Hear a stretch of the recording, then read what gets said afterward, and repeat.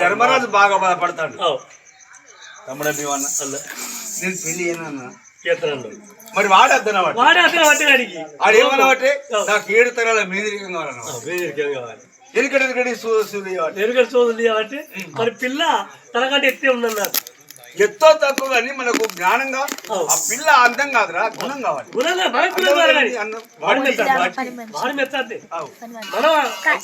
కానీ అప్పుడు ధర్మరాజు శ్రవులు పడిపోతున్నవి.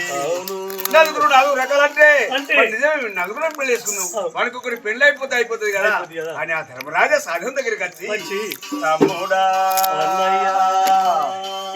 పెళ్లి నీకు చేసేరానురా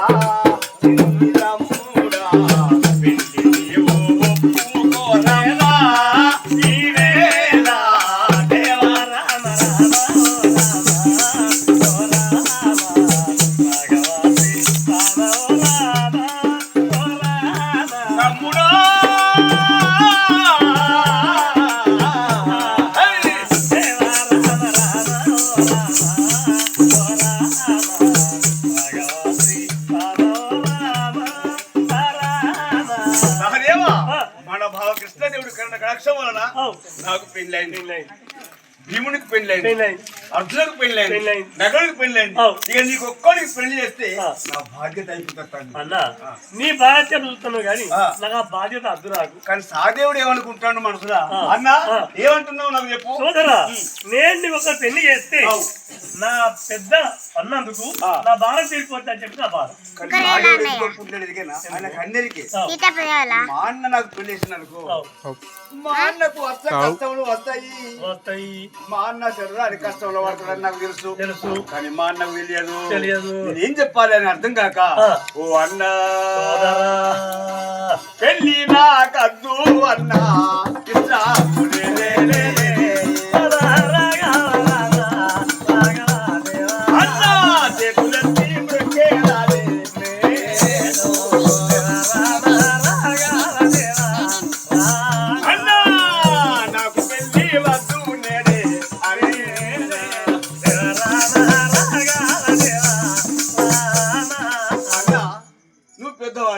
నీకు చెప్పంత స్తోమత నాకు లేదు. నేను చిన్నవాడిని, అన్నంటే తండ్రితో సమానం. నువ్వు నా తండ్రివి, కానీ నాకు అసలు అద్దన్న. సోదరా, లోకులు కాకు లోకమర విన్నావా? ధర్మరాజు పెళ్లి అందరికి అయింది కానీ తమ్ము నీ పెళ్లి ఎత్తలేదని చెప్పంటే నాకెంత అవమానం. అందుకు సోదరా, నువ్వు పెళ్లి చేసుకో. నువ్వు పెళ్లి అద్ద అంటే ఇంకో దగ్గర అనుకుంటున్నావు. మరి కానీ చూడండి, సాదేవుడు అనుకున్నాడు. ఎంత చెప్పినా మా అన్న నా మాట వింటలేడు. మరి పెద్దవాడికి చిన్నవాడు తెలియకూడదని ధర్మశాస్త్రం చెప్తుంది. మరి నాకు పెళ్లి అయితే మా అన్న కష్టాల బాధ్యత నాకు తెలుసు, మరి అన్నకు తెలియదు. మరి ఇప్పుడు ఏం చేయాలి అని చిందబోయి ఆ సాదేవుడు అంటాడు, అన్నా నేనేమి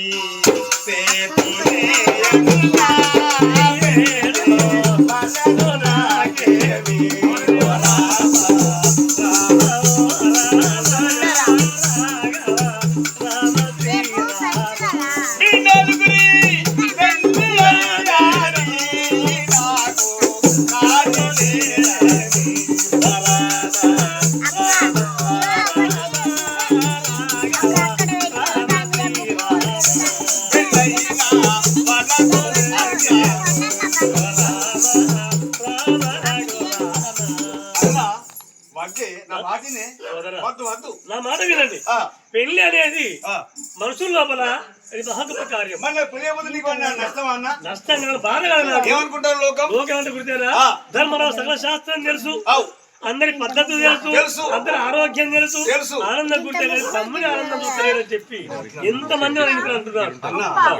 మన ఆనందం మనం మంచిగా కాదు, అందరూ ఆనందంగా ఉండాలి.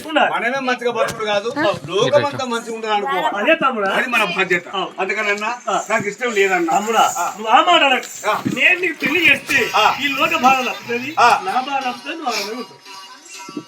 సరే అన్నా, నా మాట నీవు విన్నావంటే నేను ఒక మాట చెప్పేదా? ఎవరే అన్నా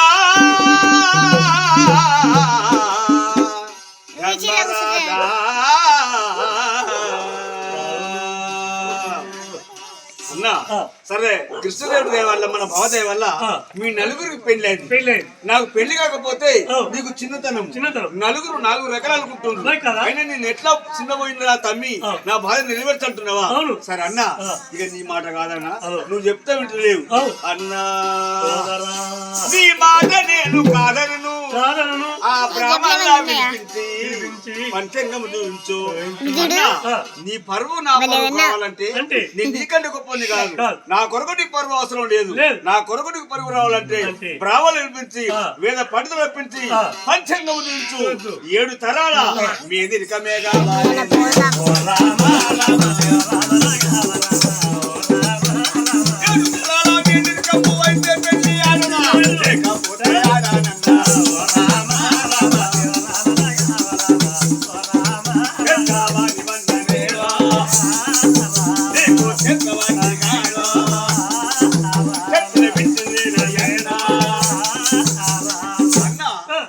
బ్రాహ్మణులు పిలిపించు వేద పండితులతో రప్పించు పంచాంగం దించు 7 తరాల మీదరిక ఉంటేనే పెళ్లి చేసుకుంటా లేకపోతే ఇట్లా మాట్లాడాలి నీకు 7 తరాల మీదరికనే కావాలి నాకు సంబంధం నీకు కాదు సరే బ్రాహ్మణులు రప్పించి ఇప్పుడే ముహూర్త పంచాంగం గురించి సరే పెళ్లి చూపిస్తాం కానీ చూడండి ఆ యొక్క వేళలో ధర్మరాజు అన్నాడు ఒప్పుకోడు అనుకున్నాడు కానీ ఒక్క మాట ఏ కష్టం వచ్చినా మనకు తల్లి అయినా తండ్రి అయినా మన భావనే మన భావ మన అక్క లేకపోతే కార్యక్రమం జరగదు మన భావ లేకపోతే గడ్డి పోస కూడా మనం పీకలేదు అంత గొప్పవాడు మన భావ అంత పిండ బ్రహ్మాండములు నిండి ఉన్నాడు కృష్ణ పరమాత్ముడు మన చిన్న తల్లి మరణించినప్పుడు మన తండ్రి మరణించినప్పుడు మనం 5 ఏళ్ల వయసులో ఉన్నప్పుడు తల్లిగా తండ్రిగా పెంచి పోషించి అఖిల విద్యలు బోధించాడు మన తండ్రి లెక్క మన భావ మన భావే మనకు తండ్రి మన భావే మనకు తల్లి సర్వనిధి ఉన్నాడు ఆయన నిర్దిస్తా ఆయన భావ లేకపోతే జరగదు భావన పిలిచి అడుగుదాం అని చూడండి ఆ యొక్క ధర్మరాజు తదేక ధ్యానం వేడుకుంటున్నాడు కృష్ణ వసుదేవ సుతం దేవం కంసచారుమర్దనం దేవకీ పరమానందం కృష్ణో వందే జగద్గురుం పరిత్రాణాయ సాధూనాం వినాశాయ సదుష్కృతం ధర్మ సంస్థాపనార్థాయ సంభవామి యుగే యుగే దేవారా మురళిని వాయించరా కృష్ణని విదురచాలి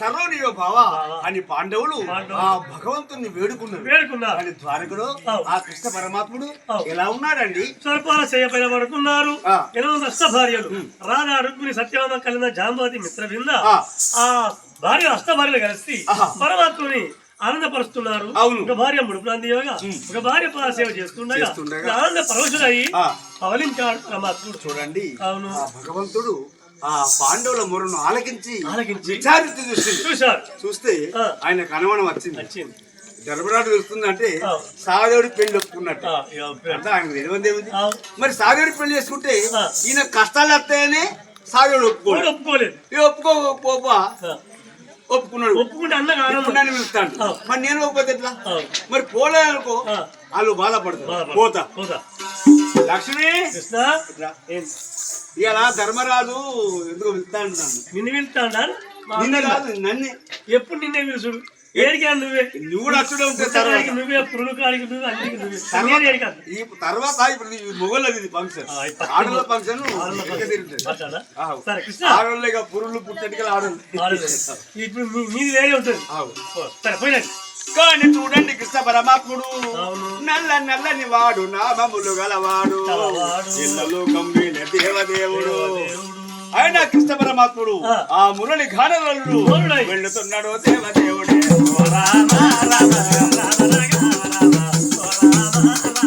పిండ బ్రహ్మాండ మాండముల వింటి ఉన్న దేవుడు దేవదేవుడే పోతున్నాడే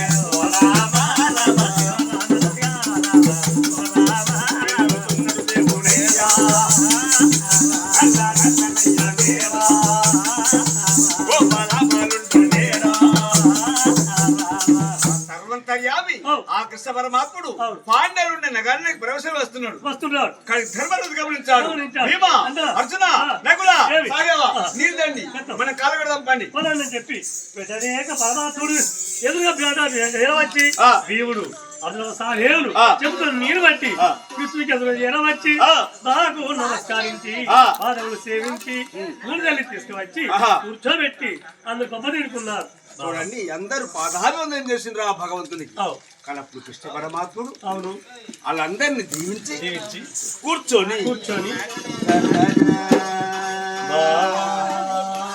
యుధిష్ఠిరా ధర్మరాజా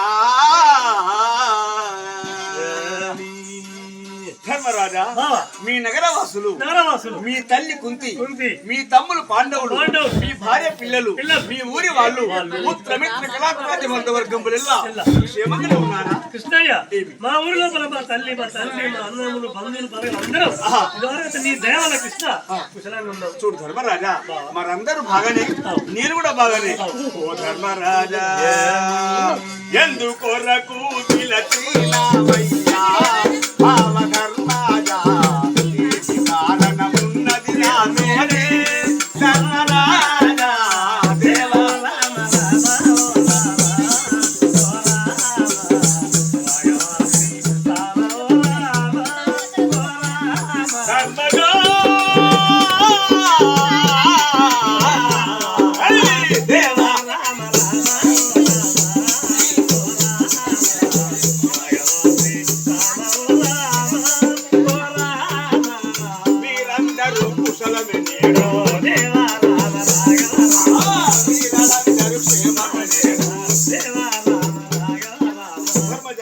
మీ తల్లి మీ తమ్ములు మీ భార్య పిల్లలు ఆయన ఈ ఊరి వాళ్ళంతా క్షేమమే అన్నెందుకు రప్పించావు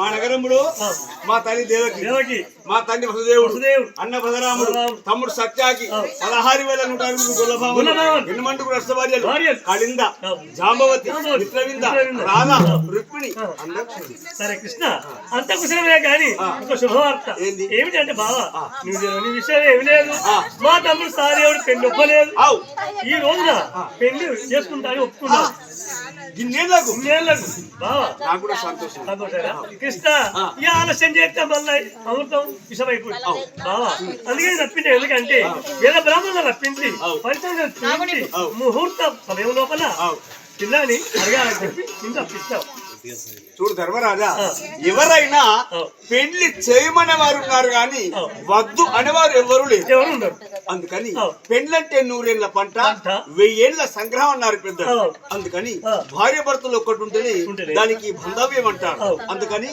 మీ తమ్ముడు ఒప్పుకొప్పుగా పెళ్ళొప్పుకుంటే అదృష్టం నీదే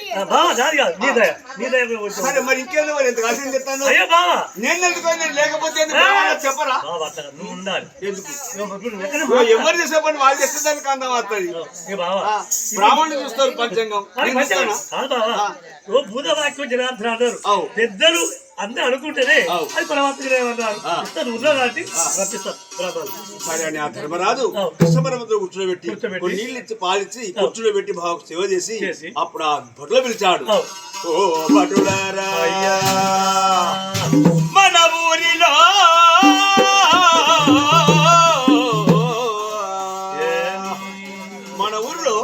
ఆ బ్రాహ్మణ వాళ్ళ రామం భట్టు ఇంకం భట్టు ఈ గూటం భట్టు ఈ ముగ్గురు త్రిమూర్తులు తిరున్నారు వాళ్ళు. పంచాంగం, వేదము, శాస్త్రము, సర్వము, సర్వజ్ఞానము, ఆయన భూత భవిష్యత్తు వర్తమానం వాళ్ళకి అన్ని తెలుసు.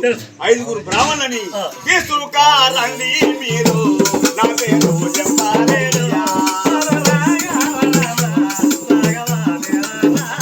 చిన్నోనికి సాదేవునికి కన్యా నోటు సరళ, పంచాంగము చూసి మనకు వివరించి చెప్పేదారు.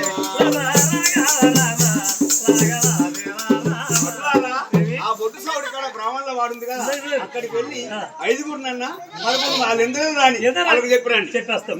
ధర్మరాజు రమ్మన్నాడని చెప్తే వాళ్ళు వస్తారు. రాజు రాజు అర్థ విన్న జనాలు వేద బ్రాహ్మణులు అడవి చేర వచ్చేయమంటారు. అయ్యా బ్రాహ్మణులు, నీ పేరు ధనవంతుల రామయ్య బిడ్డ బిడ్డ బిడ్డ మీరు ఎవరు ఎవరు? ఇదే ఊరు ధర్మరాజు జనాలం. ఓహో ధర్మరాజు పంపిండా? ఓ భటులారా, ఎందుకోరకు మీరు చేరుకున్నారు?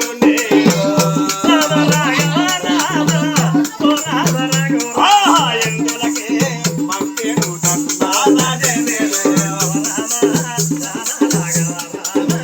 అయ్యా, ఎన్నాడైనను గాని మీరు రానే లేదు. ఈరోజే వచ్చారు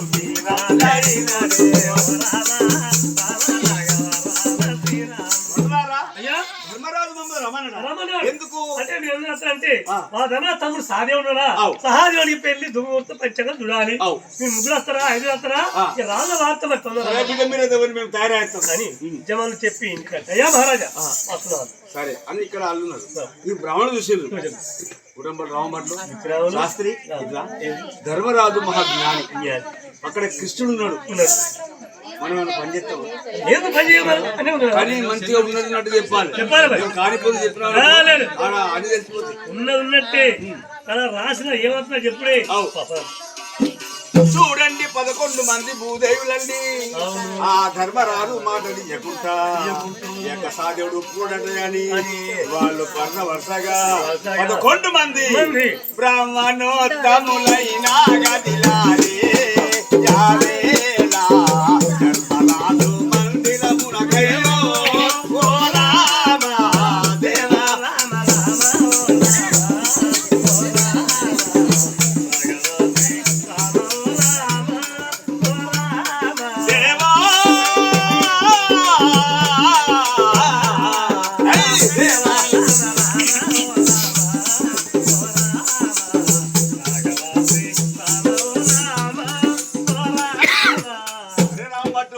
మనకు అనుకున్నంత డబ్బు అనుకున్నంత బంగారము అన్ని కట్న కానుకలు వస్తాయి అని ఒక్క దగ్గర 11 మంది భూదేవులు వస్తున్నారు. శాస్త్రి అందరూ 11 మంది వచ్చారు. జనాలు సభలో రానున్నారా అని బ్రాహ్మణులు రాగానే ధర్మరాజు చూసి వాళ్ళు దేవతలు మనకు మంది కట్టిన చుట్టాలు అతిథులు బ్రాహ్మణత్వం వాళ్ళని పూజించడం మన బాధ్యత. నీళ్ళు తెచ్చి కాలు కడి కూర్చోబెట్టండి. అలా జనాలు వెంటనే నీళ్లు పట్టుకొచ్చి రోజున మాట విని బ్రాహ్మణులు అతను దండం పెట్టి అలా కాలు కడిగి తీసుకొచ్చి సింహాసనపై కూర్చోబెట్టారు. సభ జుమ్మనం జరుగుతుంది. పండితోత్తములు వేద విప్రులు ఆయన యొక్క ధర్మరాజు భీమర్జులు సాదేవులు ఆ కృష్ణ పరమాత్ముడు అందరూ సుఖసులే కూర్చున్నారు వేరు వేరుగా. కానీ అప్పుడు ఆ ధర్మరాజు అంటున్నాడు,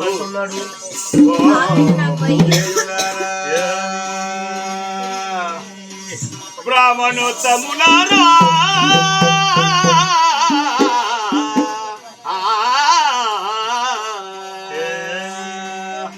అయ్యా ఈరోజు అదృష్టం నాదే. మా భావ కృష్ణదేవుడి దయ వల్ల నాకు పెళ్ళైంది. మా తమ్ముడు భీముడికి పెళ్ళైంది, అర్జునుడికి పెళ్ళైంది, నకులుడికి పెళ్ళైంది. కానీ సాధునికి పెళ్లి కాదు. ఎందుకు కాలేదంటే నేను చేస్తున్నట్టే వాడు ఒప్పుకోవడం లేదు. నేను ఎక్కడికైనా మీరు చేసుకున్నారు కానీ మీ తమ్ముని ఇవ్వవా, మీ తమ్ముని ఇవ్వనందరంటే నాకు కొద్దిగా అవమానం అనిపించింది. ఏ దేవుడు పూనుకమైండో ఏ దేవుడి దగ్గర నచ్చిందో మా సాదేవుడు పెళ్లి ఒప్పుకున్నాడు. ఓ బ్రాహ్మణోత్తములు పంచాంగములు మీరు చూడండి భూదేయులారా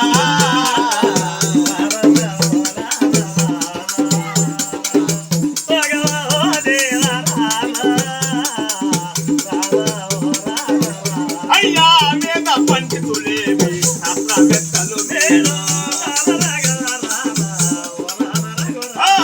పరమ పండితులేమి ఉన్నారు మీరేమో.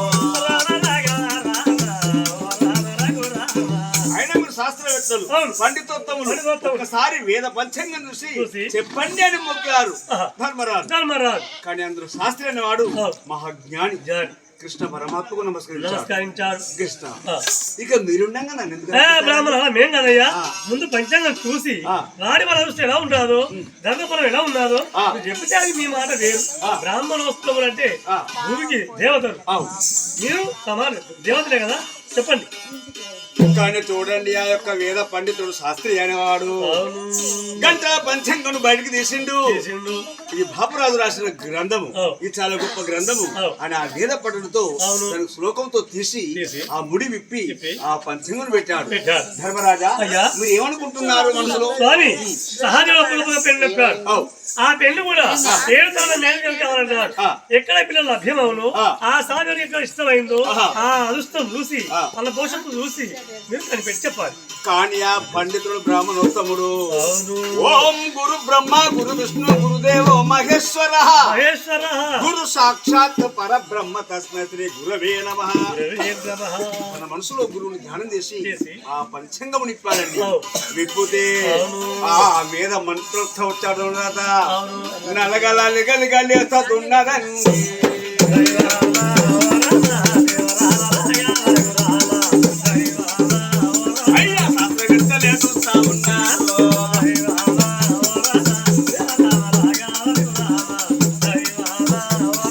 వేద పండితులు అంటే బాబు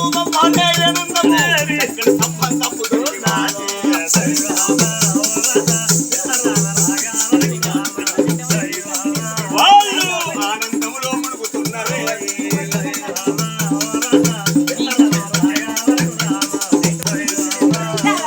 ధర్మరాజా మీ తమ్ముడు సాదేవునికి ఈడంటే ఈడు జోడంటే జోడు చక్కని మేన సంబంధం దొరికిందయ్యా. చక్కని జోడు ఈడు తగ్గట్టు జోడు గుణము బుద్ధి స్వామి అలాంటి వాళ్ళది ఏ ఊరు అలా పేరేమిటి వాళ్ళ లక్షణం ఏంటిదో ధర్మరాజా ఇక్కడికి 166 దూరము వీరమండాల నగరమును పరిపాలిస్తున్నారు. పెద్దవాడు విగమంతుడు, చిన్నవాడు శల్యుడు, ఇద్దరు అన్నదమ్ములయ్యా. పెద్దవాడు విగమంతుడు బాబు, చిన్నవాడు శల్యుడు, వీరులే ఉన్నారయ్యా.